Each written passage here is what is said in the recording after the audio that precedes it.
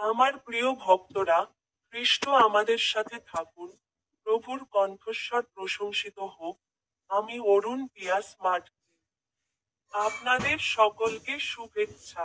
আজ 20তম আগস্ট, 2025 সালের অষ্টম মাস, নবম দিনে ঝাড়খণ্ড রাজ্যের পালামু জেলার কুন্দপানি গ্রামের ভোরের রোদে দাঁড়িয়ে আমি আমার পূর্বপুরুষদের খালি মাঠের সামনে অনেক দূরে ভিড়ের সাথে যোগ দিয়েছি।